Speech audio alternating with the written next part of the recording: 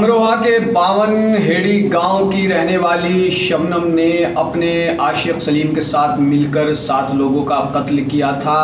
उसके बाद ये मुकदमा चला और इसमें फांसी की सज़ा तय की गई। अब जो खबर सामने आ रही है उसके मुताबिक शबनम को मिली फांसी की सज़ा उम्र कैद में तब्दील हो सकती है।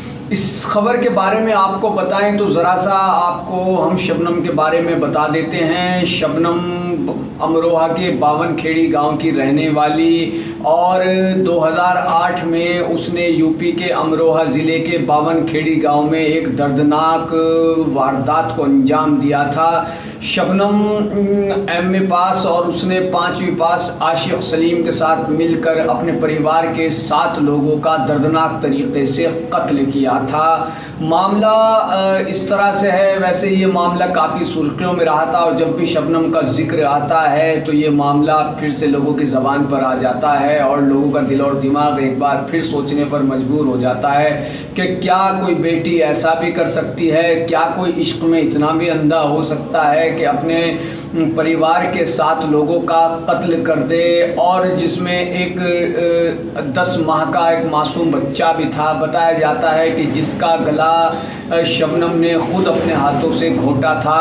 तो बहरहाल इस तरह की तमाम कहानियाँ और तमाम खबरें उस वक्त सामने आई थी।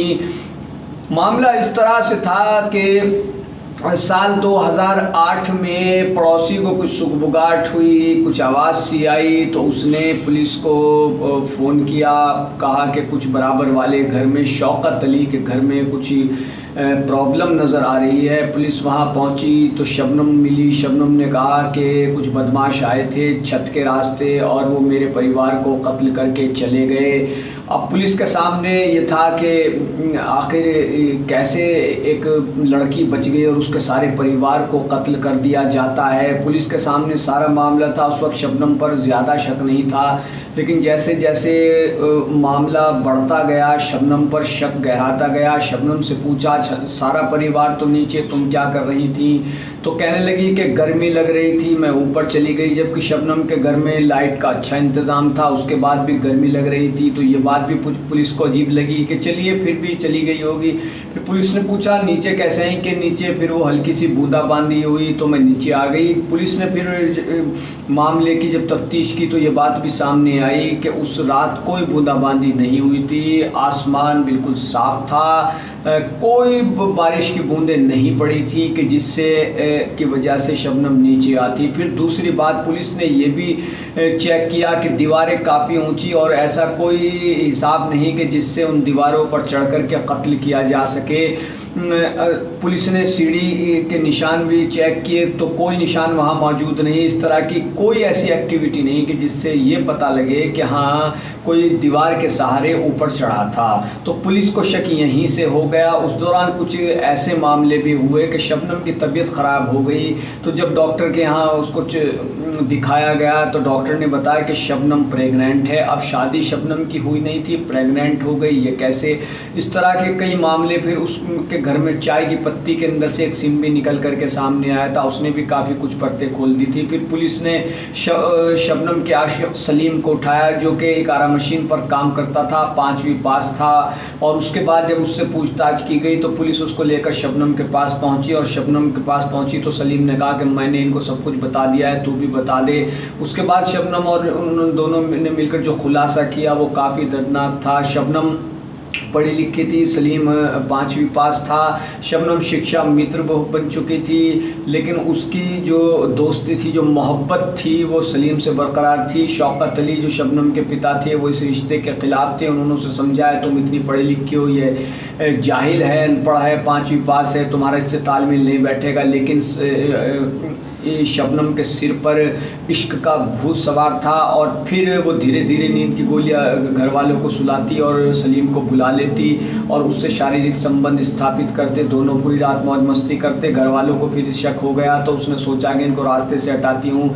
फिर उसने सलीम से कुछ नशीली चीज़ें मिलाई और वो मिला करके दे दी। लेकिन वो जो एक बच्चा था, जो शबनम का भतीजा 10 माह का, तो उसको वो नहीं दे सकती थी क्योंकि वो खाता पीता नहीं था। तो जब वो कत्ल कर रहा था उसके बाद उसकी आंख खुल गई। शबनम ने हाँ कुल्हाड़ी तैयार रखी थी। सलीम पहले कुल्हाड़ी रख गया था, फिर उसने फ़ोन करके सलीम को बुलाया। सलीम वहाँ आया, दरवाज़ा खोला। दरवाज़ा खोलने के बाद सलीम एक एक करके दर्दनाक तरीके से सबको कत्ल करता गया। बच्चे की बाद में आँख खुल गई तो उसने सलीम को कहा कि बच्चा तो जाग गया है, इसका भी कत्ल करना है। सलीम ने कहा मैं दोबारा कैसे आऊँगा, तो शबनम ने कहा कि मैं इसका कत्ल कर देती हूँ। दूसरी एक और ये भी सामने आया था कि जिस वक्त सलीम कत्ल कर रहा था तो उस वक्त वो मासूम बच्चा जाग गया 10 महीने का।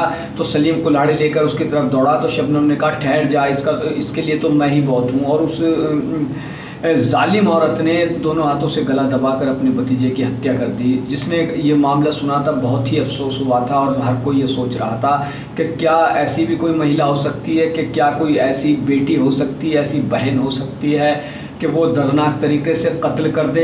लेकिन शबनम ने सोचा था कि वो अपना घर बसा लेगी, सारी जायदाद, क्योंकि ज़मीन वमीन थी वो सब उसके नाम हो जाएगी और फिर वो आराम से ऐश करेंगे। लेकिन कहते हैं कि बुरे काम का अंजाम बुरा होता है और ऐसा ही शबनम के साथ हुआ था।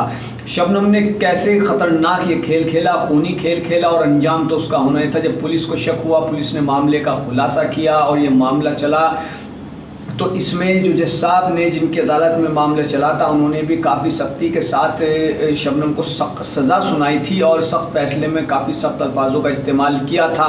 और साथ ही पुलिस की काबिल तारीफ़ तरीके की तफ्तीश की उन्होंने तारीफ़ की थी। कहा था कि पुलिस ने बड़े काबिल तारीफ़ तरीके से मामले का खुलासा किया है, तफ्तीश की है। जज साहब ने इसकी तारीफ़ की थी।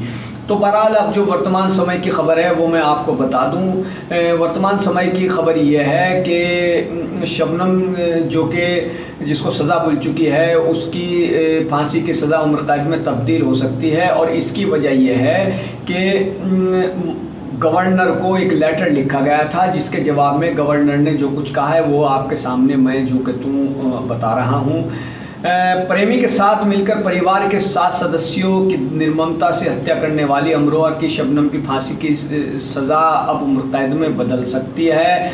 दरअसल शबनम की फांसी की सज़ा के मामले में यूपी की गवर्नर आनंदीबेन पटेल ने दखल दिया है। इलाहाबाद हाई कोर्ट की अधिवक्ता सहर नकवी की तरफ से सज़ा बदलने की मांग वाली अर्जी पर गवर्नर ने यूपी सरकार को मामले को रेफर कर दिया है। गवर्नर आनंदीबेन पटेल के निर्देश पर उनके विशेष सचिव बद्रीनाथ सिंह ने यूपी के कारागार विभाग के प्रमुख सचिव को मामले को कार्रवाई के लिए सौंपा है। नियमों के मुताबिक उचित निर्णय लिए जाने का आदेश दिया गया है। सहर नकवी ने गवर्नर को फरवरी माह में अर्जी भेजकर शबनम की फांसी की सज़ा को उम्र कैद में तब्दील किए जाने की मांग की थी। अर्जी में सहर ने कहा था कि देश में अब तक किसी भी महिला को फांसी की सज़ा नहीं दी गई है। दलील दी गई है कि शबनम को फांसी दिए जाने से पूरी दुनिया में देश की छवि खराब होगी। शबनम द्वारा किए गए अपराध में उसकी सज़ा का तरीका बदला जा सकता है और उसमें काफ़ी कुछ दलीलें दी गई हैं। शबनम के इकलौते बेटे 13 साल के बच्चे का हवाला देकर भी सज़ा को उम्र कैद में बदलने की मांग की गई। अर्जी में कहा गया कि शबनम को फांसी दिए जाने से उसके बेटे के भविष्य पर गलत असर पड़ेगा। अधिवक्ता सहर नकवी ने कहा है कि इस दुनिया में बच्चे का कोई अपना नहीं है। फांसी दिए जाने से बच्चे को जीवन भर ताना सुनना पड़ेगा। फांसी की वजह से सामाजिक परिस्थितियों के चलते बच्चे के मानसिक विकास व भविष्य पर बुरा असर पड़ सकता है। अर्जी में कहा गया है कि माँ के अपराध की सज़ा बच्चे को दिया जाना कतई न्याय संगत नहीं होगा। अब जो एडवोकेट हैं सहर, उनकी इस अर्जी पर गवर्नर सचिवालय ने एडवोकेट सहर नकवी की अर्जी उचित कार्रवाई के आशय के साथ यूपी सरकार को भेज दी है। इस अर्जी पर यूपी सरकार के कारागार विभाग के प्रमुख सचिव से नियमों के मुताबिक उचित फैसला लेंगे। गवर्नर सचिवालय ने आदेश की कॉपी अर्जी दाखिल करने वाली इलाहाबाद हाई कोर्ट की वकील सहर नकवी को 22 जुलाई को मिल चुकी है। यानी कि जो ये कॉपी है ये सहर नकवी को 22 जुलाई को मिल चुकी है। राज्यपाल सचिवालय से अर्जी का जवाब आने के बाद सहर नकवी का दावा है कि प्रमुख सचिव के यहाँ अब तमाम दलीलों व पुरानी नज़ीरों के आधार पर मजबूत पैरवी की जाएगी, जिससे शबनम की फांसी की सज़ा को उम्र कैद में बदलवाने का प्रयास किया जाएगा। उन्होंने कहा कि यह कवायद मानवीय आधार पर की जाएगी। इसके लिए उन्होंने गवर्नर साहिबा का भी आभार व्यक्त किया है। अभी शबनम के बच्चे का जिक्र आया था। आपको बता दें कि शबनम प्रेग्नेंट थी, उसको जब सज़ा हुई तो जेल में ही बच्चे का जन्म हुआ था।